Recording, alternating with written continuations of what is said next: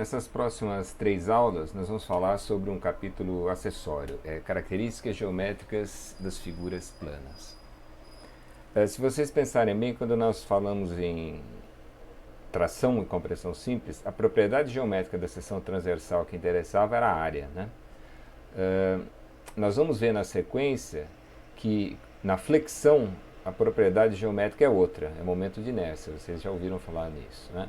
Também vai aparecer momento estático, também vai aparecer centro de gravidade. Na torção é uma outra propriedade geométrica, se for uma seção circular, é um momento polar de inércia. Enfim, essas coisas vão aparecer nas próximas teorias estruturais e vale a pena a gente parar um pouquinho nesse momento, conversar um pouco sobre essas definições, aprender a calcular essas coisas, porque embora seja uma coisa meio chata, isso vai ser necessário na sequência, tá? Na aula de hoje nós vamos falar especificamente em momento estático e centro de gravidade. Vamos ver como é que se define isso. Nós vamos imaginar aqui uma figura plana qualquer, e aí quando eu fizer essas figuras planas, em geral eu estou pensando na seção transversal, né? Digamos que essa figura plana tem a área A. Eu vou considerar aqui um sistema de eixos qualquer.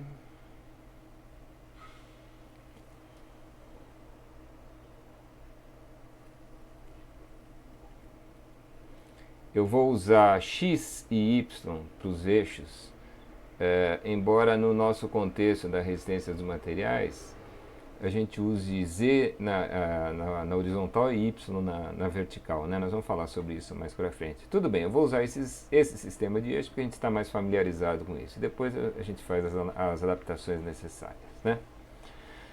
Bom, como é que nós vamos definir o momento estático dessa figura em relação ao eixo x? Eu vou pegar um ponto qualquer.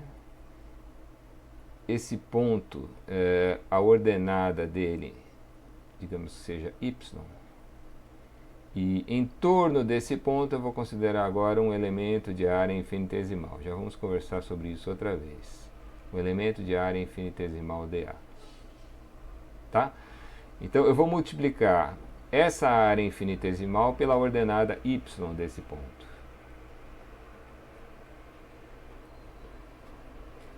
Faço isso para os outros pontos. Pego esse outro ponto que está numa outra ordenada y, tem uma área infinitesimal dA em torno dele, faço a mesma conta. E depois somo essas contribuições, que é o que a gente faz quando escreve essa integral. Tá? Isso aqui, por definição, é o momento estático dessa figura em relação ao eixo x. Analogamente, se eu quiser o momento estático em relação ao eixo y, o que eu faço? Eu vou pegar para cada ponto da figura uma área infinitesimal em torno dele e vou multiplicar pela ordenada x desse ponto. E aí eu somo as contribuições de todos os pontos. Esse é o momento estático em relação ao eixo y. Tá certo? Qual é a dimensão do momento estático? E essas coisas são importantes. Vejam, isso aqui é como se fosse uma somatória de uma distância vezes uma área. Ou seja, isso tem dimensão de volume.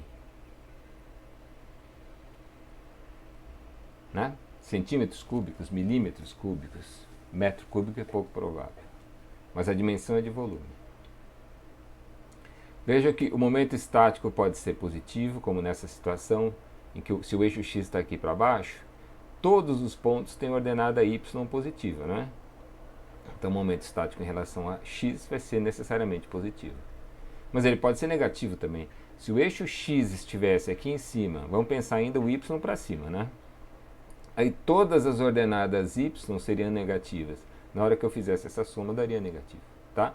Então o momento estático pode ser positivo, pode ser negativo e pode ser nulo. Uma situação que vai ter particular importância para a gente. Antes de sair calculando alguns momentos estáticos, eu vou calcular só dois. Eu queria só fazer uma observação sobre essas equações, o que elas significam exatamente. Vamos lembrar isso, hein? Nós já falamos sobre isso em uma das primeiras aulas de R1. Essas integrais significam o seguinte. Está aqui a figura.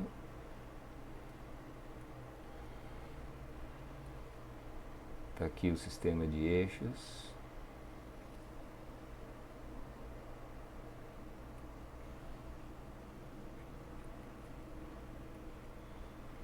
eu vou fazer o seguinte, eu vou fazer uma partição nessa figura. Ou seja, eu vou dividir ela em pequenos elementos.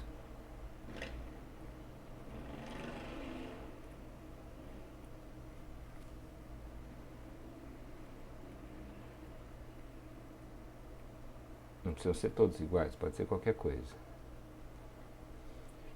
Aí eu vou pegar desses elementos, por exemplo, esse.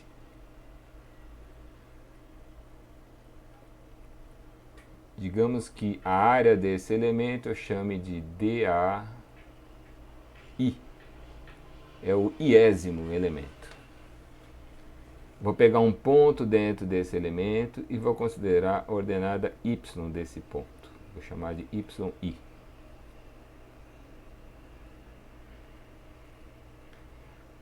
Aí eu faço essa conta.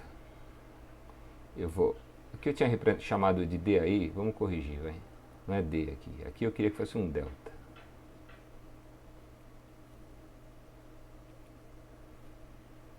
Um delta aí. Isso aqui tem um tamanho qualquer, né? Bom, então eu vou fazer a seguinte conta. Eu vou multiplicar yi, a ordenada daquele ponto qualquer dentro daquela área delta AI, pela área delta AI. Tá?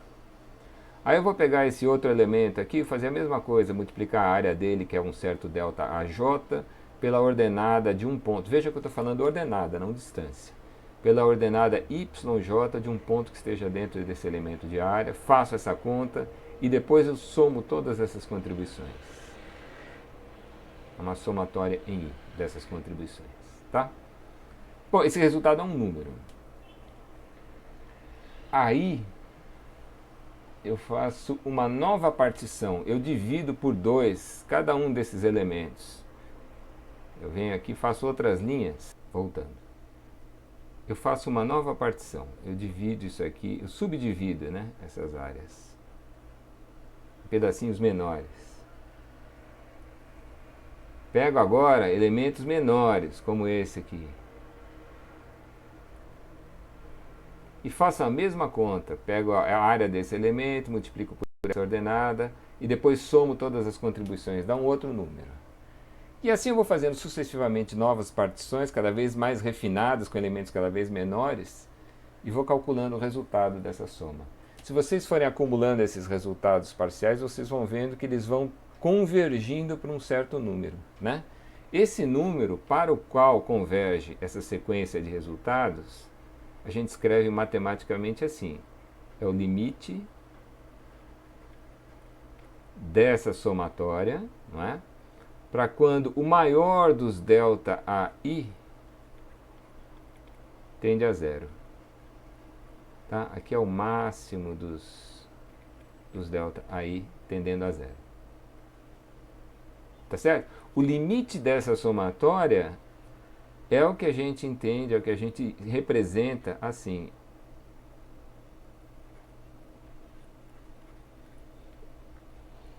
Tá? É como se esse dA fosse o limite desse delta A. E essa somatória se transforma nessa integral. Isso é o momento estático em relação ao eixo x. Tá certo? Então não vamos nunca perder de vista essa ideia do limite de uma somatória. Isso ajuda muito. Quando vocês enxergarem essa expressão, não pensem na integral do cálculo, porque nesse momento é mais interessante pensar no limite de uma somatória. Para quando a soma de y vezes dA. Tá? Onde dA é como se fosse essa área aqui no limite tendendo a zero. Claro que existe essa maneira de engenharia de proceder que é assim: imaginar um ponto, uma pequena área infinitesimal em torno dele, multiplico y pela área infinitesimal e depois somo as contribuições. É isso que representa essa integral. Tá? Bom, vamos fazer alguns exemplos. Acho que 2 exemplos só. Primeiro exemplo. Vamos imaginar aqui um triângulo.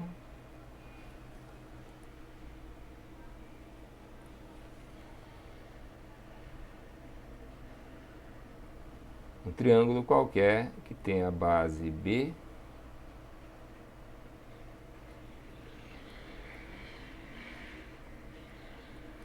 e altura h.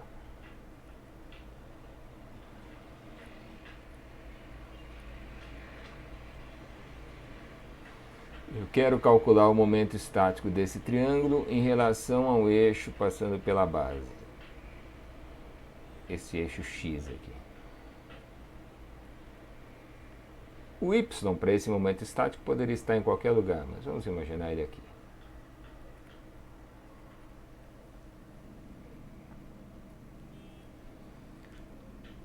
Bom, pela definição, o momento estático em relação a x é a integral na área de y. Tá? Bom, no caso geral, para quem já viu cálculo 3, isso aqui é uma integral dupla, né? É uma integral dentro de uma integral. Mais para frente a gente vai fazer até um exemplo disso. Não tem nada de extraordinário, mas já é uma complicação. Nesse caso em particular, eu consigo transformar isso numa integral simples. Eu posso pensar no seguinte elemento de área. Em vez de um dAzinho em torno de um ponto, vamos considerar um elemento de área assim, ó.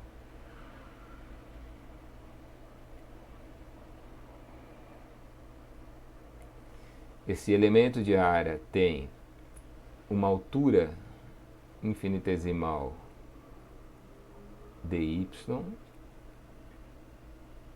e está nessa posição dada por essa ordenada y. Tá? A largura desse elemento, obviamente, depende de y. Essa largura aqui eu vou chamar de c. Tá? Então, olha, o elemento de área é esse negócio aqui.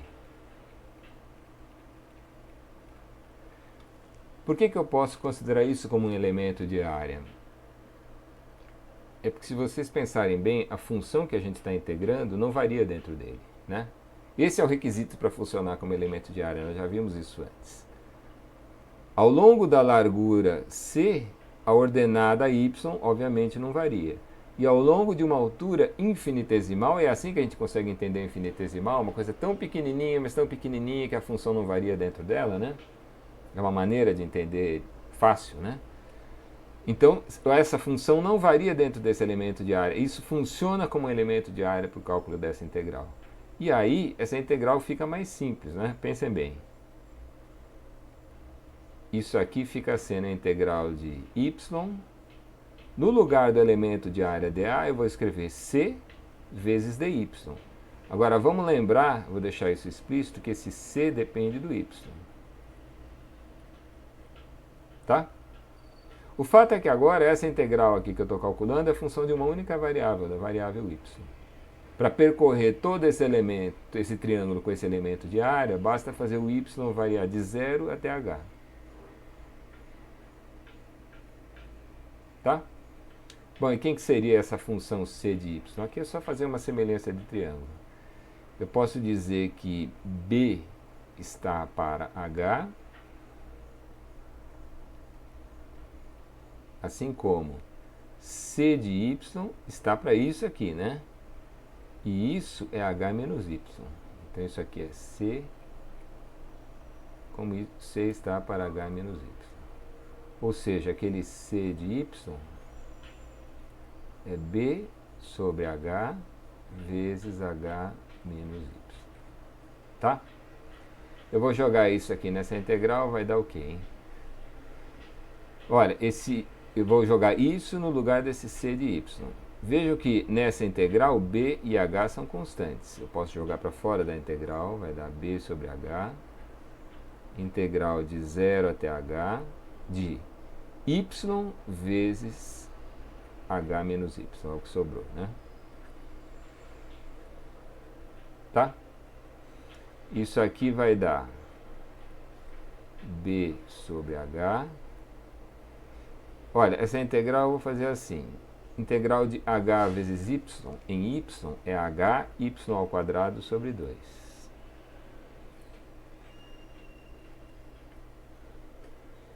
H vezes y ao quadrado sobre 2.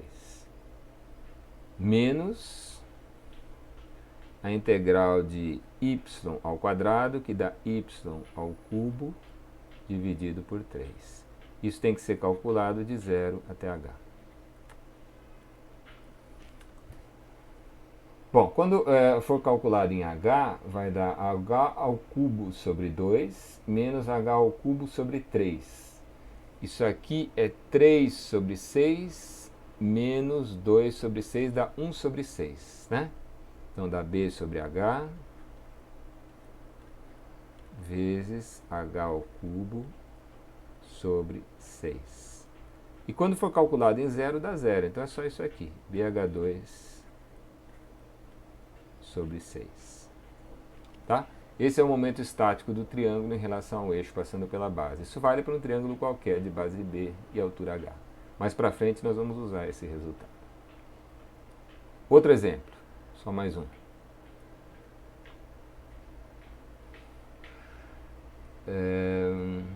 Um semicírculo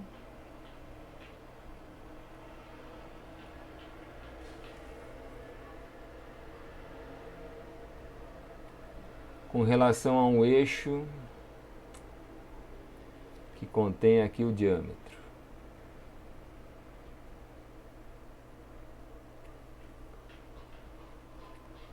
Outra vez, o eixo y poderia estar em qualquer lugar, mas eu vou botar ele aqui. Tá?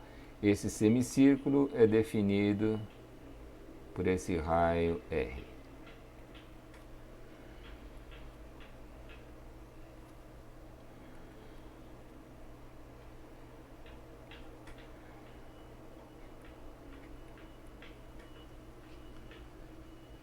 Outra vez, pela definição, o momento estático em relação a x vai ser a integral na área de y. Outra vez, isso seria, no caso geral, uma integral dupla, mas do mesmo jeito que no problema anterior, a gente consegue transformar numa integral simples. Basta considerar esse elemento de área aqui.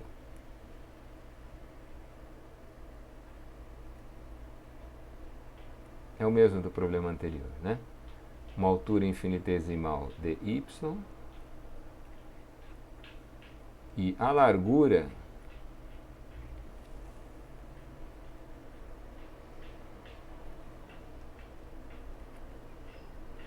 é um certo c.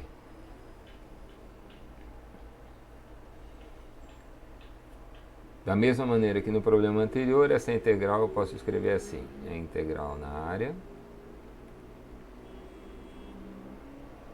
y vezes dA. E no lugar do dA vai ser o c vezes o dy, né? C de y vezes dy. Tá? O que era uma integral dupla, outra vez virou uma integral simples em uma única variável, né? Então aqui eu vou até representar.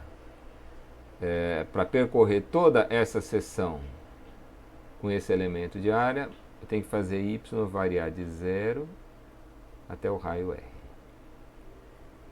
Tá certo? E quem que seria o C? Olha, aqui eu acho que a gente tem que considerar esse triângulo retângulo aqui.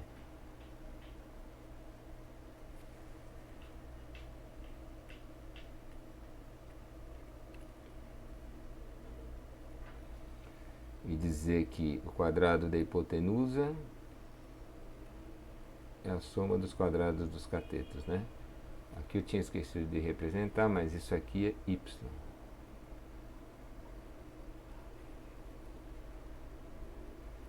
Então, o r ao quadrado vai ser o y ao quadrado mais o c sobre 2 ao quadrado. Tá? Então, esse c vale. Olha, aqui vai ficar r ao quadrado menos y ao quadrado. Eu tiro a raiz dos dois lados e o resultado vai ser 2 vezes a raiz de r ao quadrado menos y ao quadrado. Né? Então, jogando isso aqui, o que vai dar, hein? Eu vou manter esse 2 aqui dentro porque ele é sugestivo. Olha, isso aqui vai ficar integral de 0 até r de 2 vezes y vezes a raiz quadrada de r ao quadrado menos y ao quadrado, né? Essa integral parece complicada, mas não é. É só lembrar, observar que esse 2y é menos a derivada do que está aqui dentro, né? Então, olha, como isso aqui é r2 menos y2 elevado a meio, que tal se eu fizesse assim, ó, r2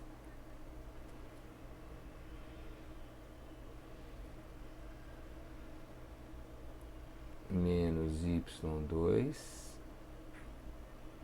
elevado a 3 meios. Se fosse essa a primitiva dessa função, qual que seria a derivada? Seria 3 meios disso aqui elevado a meio vezes a derivada do que está aqui dentro, que é menos 2y, né? Então, eu acho que aqui dá tudo certo se eu jogasse menos 2/3, certo isso? Então, vamos ver, aqui, vamos derivar disso em relação a y. Vai dar 3 meios, vai aparecer menos 1 aqui fora. Vezes isso, elevado a esse expoente menos 1, o que vai dar meio. Apareceu aquilo que eu queria. Vezes menos 2y. Menos com menos vai dar mais, dá tudo certinho, né? Essa integral eu calculo de 0 até r. Tá? Quando eu fizer esse cálculo para y igual a r, vai dar 0. Quando eu fizer o cálculo para y igual a 0, dá menos 2/3 vezes r elevado ao cubo. Agora eu tenho que fazer o resultado com r menos o resultado com 0. Menos com menos vai dar mais, vai dar 2/3 de r ao cubo. Tá? Esse é o momento estático do semicírculo em relação ao diâmetro.